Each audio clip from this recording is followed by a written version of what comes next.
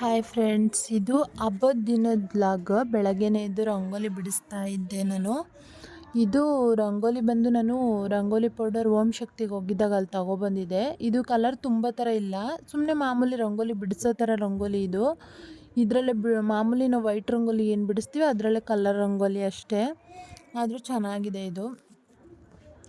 ನಾನಿವಾಗ ಪೂಜೆ ಸಾಮಾನು ತೊಳೆಯೋಕ್ಕೆ ನಾವು ಬರೀ ಪೀತಾಂಬರಿ ಪೌಡರು ಮತ್ತು ಹುಣ್ಸೆಹಣ್ಣಕ್ಕಿ ಉಜ್ಜೋದ್ರಿಂದ ನಮ್ಮ ಕೈನೂ ತುಂಬ ಒಂಥರ ಒರಟಾಗುತ್ತೆ ಮತ್ತು ಒಂಥರ ಆಗುತ್ತೆ, ಬ್ಲ್ಯಾಕ್ ಥರ. ಅದೇ ನಾವು ವಿಮ್ ಜೆಲ್ ಮತ್ತು ವಿನೆಗರು ಮತ್ತು ಪೀತಾಂಬರಿ ಪೌಡರ್ ಹಾಕ್ಕೊಂಡು ತೊಳೆಯೋದ್ರಿಂದ ಬೇಗನೂ ಆಗುತ್ತೆ, ಪೂಜೆ ಸಾಮಾನು ಬೇಗನೂ ತೊಳಿಬೋದು ಮತ್ತು ನಮ್ಮ ಕೈನೂ ರಫು ಆಗೋಲ್ಲ. ಆಮೇಲೆ ಬ್ಲ್ಯಾಕ್ ಥರ ಒಂಥರ ಒರಟು ಥರ ಆಗುತ್ತೆ, ಅದು ಆಗೋಲ್ಲ. ಆದರೆ ನೀಟಾಗಿ ಕ್ಲೀನ್ ಆಗುತ್ತೆ.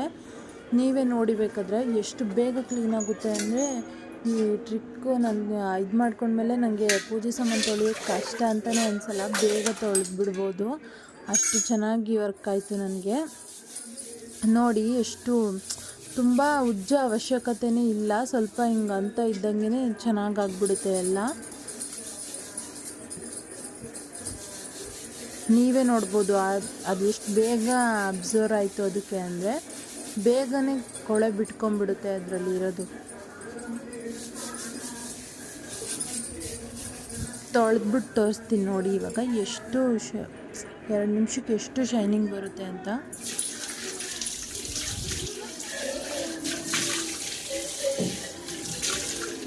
ಇದನ್ನು ಇನ್ನೊಂದು ಸರಿ ನಾವು ವಿಮ್ ಜೆಲ್ ಹಾಕ್ಬಿಟ್ಟು ಇನ್ನೊಂದು ಸರಿ ಹಂಗೆ ತೊಳೆದು ಒರೆಸಿಟ್ಬಿಟ್ರೆ, ನಾವು 15 ದಿನಕ್ಕೆ ಒಂದು ಸರಿ ತೆಗೆದ್ರೂ ಏನು ಹಿಂಗೆ ಇರುತ್ತೆ, ಒಂದು ಸ್ವಲ್ಪನೂ ಅದು ಕಲೆ ಎಲ್ಲ ಆಗೋದೇ ಇಲ್ಲ, ಅಷ್ಟು ನೀಟಾಗಿರುತ್ತೆ. ನಾವು ಹೆಂಗೆ ತೊಳೆದು ಹೆಂಗೆ ಪೂಜೆ ಮಾಡಿರ್ತೀವಿ ಹಂಗೆ ಇರುತ್ತೆ 15 ದಿನದ ತನಕನೂ.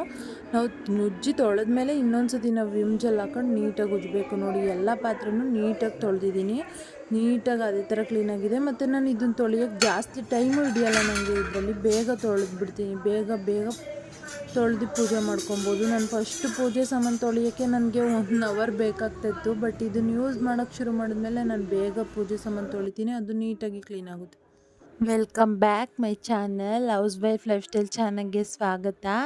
ಎಲ್ಲರಿಗೂ ಹ್ಯಾಪಿ ಯುಗಾದಿ, ಎಲ್ಲರಿಗೂ ಯುಗಾದಿ ಹಬ್ಬದ ಶುಭಾಶಯಗಳು. ನಂದು ಎಲ್ಲ ಕೆಲಸ ಮುಗೀತು, ಇನ್ನು ನಾನು ಪೂಜೆಗೆ ಸ್ಟಾರ್ಟ್ ಮಾಡ್ಕೊಬೇಕು ಅಂದ್ಕೊಂಡಿದ್ದೀನಿ. ಪೂಜೆ ಮಾಡೋಣ ಬನ್ನಿ ಎಲ್ಲರೂ.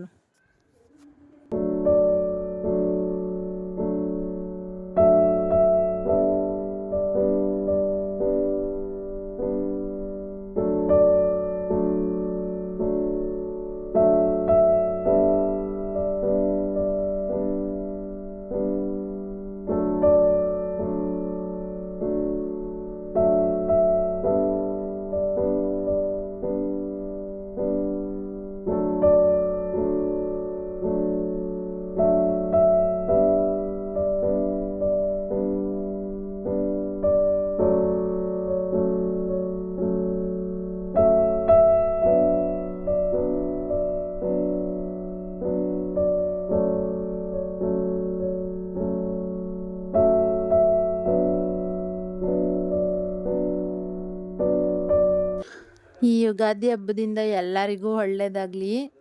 ಬೇವು ಬೆಲ್ಲ ಎರಡೂ ಇರಬೇಕು ಜೀವನದಲ್ಲಿ.